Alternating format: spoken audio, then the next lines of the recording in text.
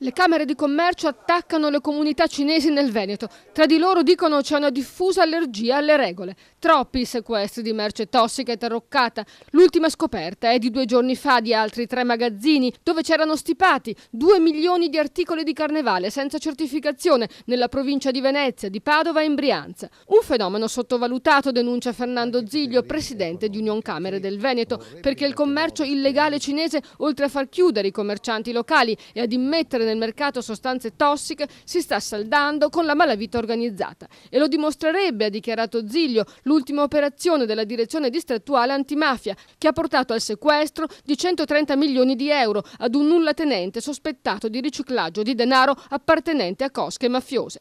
Tra i beni sequestrati, urlano i dati dell'Unioncamere, ci sono anche i capannoni di via Cile, a Padova, dove trovano spazio una quindicina di negozi gestiti da commercianti cinesi che teoricamente dovrebbero vendere all'ingrosso, ma nella pratica, come più volte hanno dimostrato i blitz delle forze dell'ordine, vendono a tutti, senza emissione di scontrini né di fatture. Ziglio parla dell'esistenza di una lenta e graduale penetrazione malavitosa nel tessuto economico veneto, cominciata anni fa e lasciata crescere per eccessivo buonismo e che ora con la crisi è diventata insopportabile. È doveroso, conclude, da parte di tutti, politica in testa, affrontare e debellare per il bene dell'economia e della nostra comunità.